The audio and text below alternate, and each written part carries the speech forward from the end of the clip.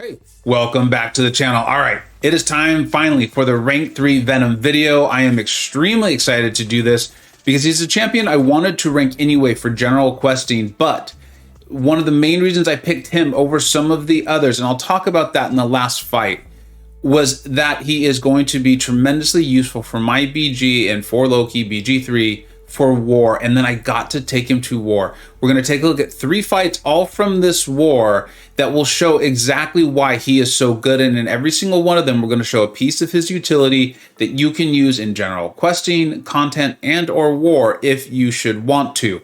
All right, there's going to be 3 fights, like I said. In this first fight, we're going to show a few different things here. One is the SP1, which is ability to nullify off of it. There's a heal block on this node, so there will there will not be any heals coming off of it. Additionally, if I had chose to parry and heavy attack, there would be a nice armor break coming, but I wanted to show the SP1 nullifying the armor up.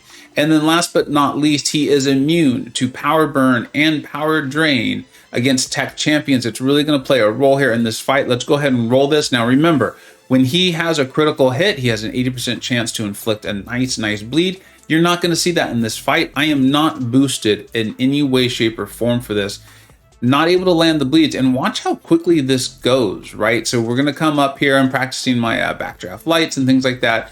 This was an off-season war, but like I said, the fights are perfect for showing off what Venom can do. We've already nullified the armor up there. If I had wanted to, you can land the heavy, and that will provide a really nice armor break. Going in here, you can see there's a tremendous amount of buffs, so that is helpful too for nodes like buffed up and things like that, right? He has access to an armor break plus these furies. If you did want to, you can cash in all these buffs for a significant amount of furies off of the SP2. I don't often recommend that, but you want to go with that with a case-by-case basis here, a fight-by-fight basis. And then the SP3 has a really nice, if you get pushed past the SP1, there's no use for it. You can do the SP3, which grants 5% damage during this attack for each buff Venom has. He obviously is gaining a significant amount of buffs, as you can see.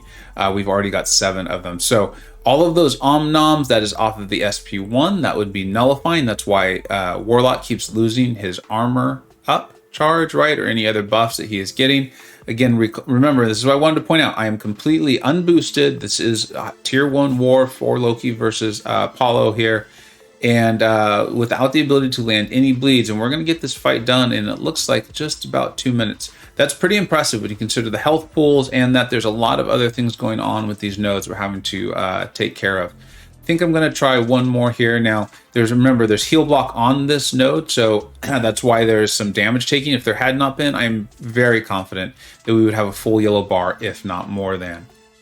All right, let's move to fight number 2, show off a little bit more of this guy's just tremendous utility to go with all the other things he can do. So this node has best defense, meaning if she evades, it's going to be very bad for me. See the amount of power she's going to be getting.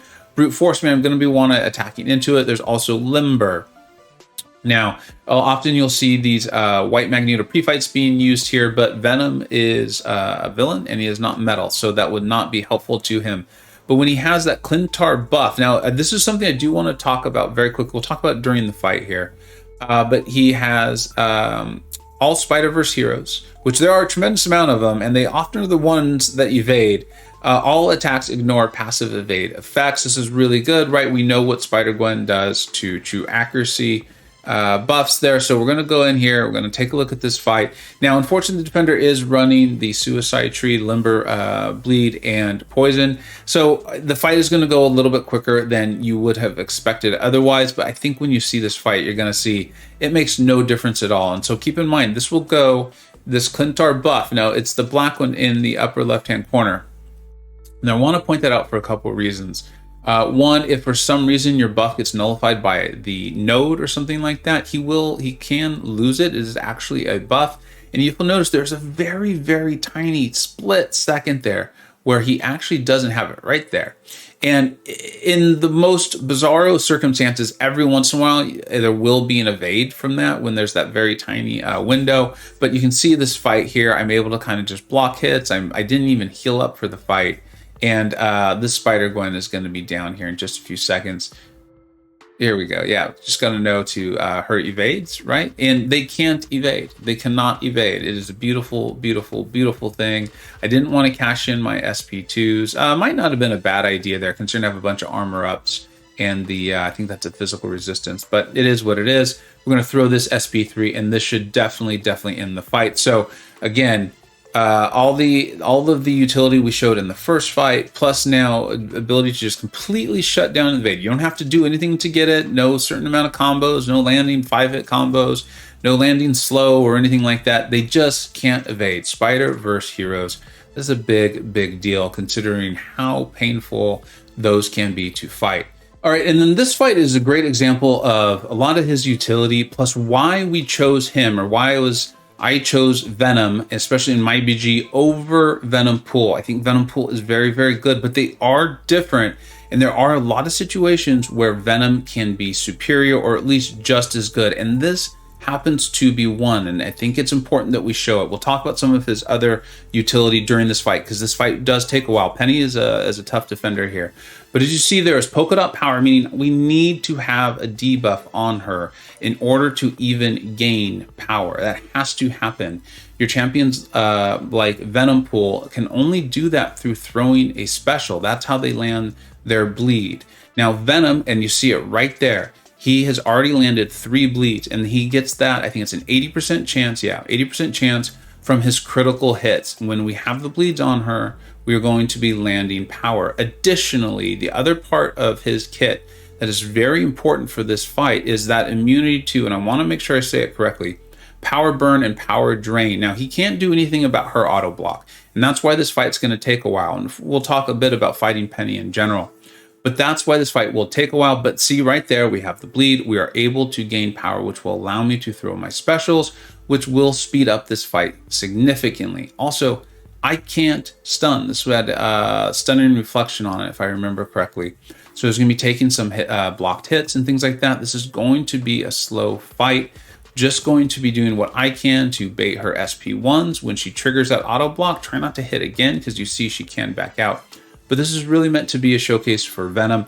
You see this. Well, there I made a pretty big mistake. He handles it okay for me there, though. Not too much loss of health. I do think I had a 20% boost on for this one. But that's the big difference. That is one of the major differences between Venom and Venompool, and why a certain BG, or depending on the node of the fight you're taking, why it's honestly great to have them both ranked up if you can do it, or why you would want to bring in one over the other. Venom is landing those critical hits, which is applying the debuff being the bleed. Venompool is more of a ramp up champion, and he needs the specials in order to apply those debuffs. Now, I said we would also talk about some of the other very great utility that Venom has here, right?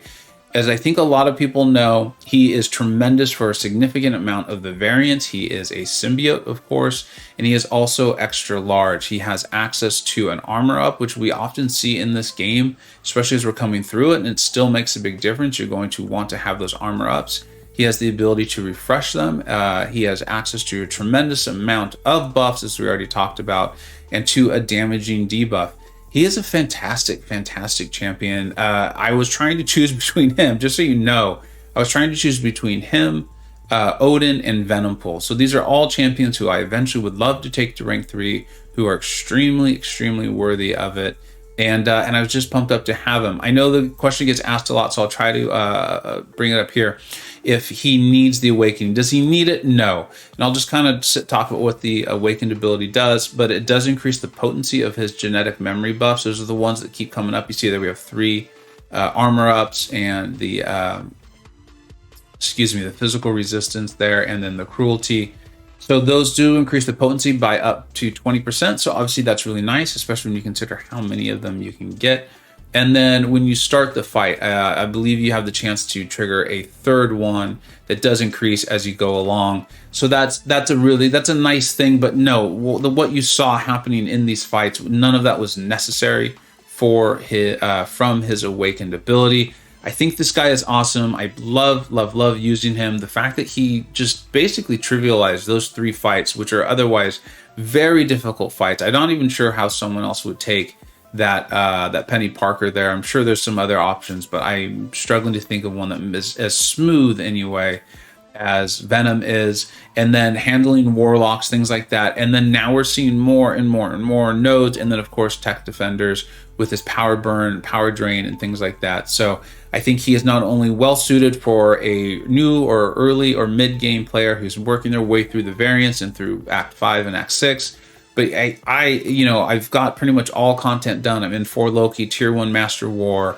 and I could not be more excited to have ranked up this Cosmic Champion. He's awesome. Let me know what you're thinking, though. Did I get something wrong? Did I miss something? Is there even more utility that I forgot to mention in this? I'm pumped up on this guy. Shout out to O's fan. I know he is a big fan of this Venom.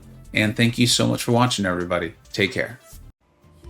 I hope you either learned something, were entertained, or even better, a little bit of both. Don't forget to like, subscribe. Thanks so much for watching. Take care.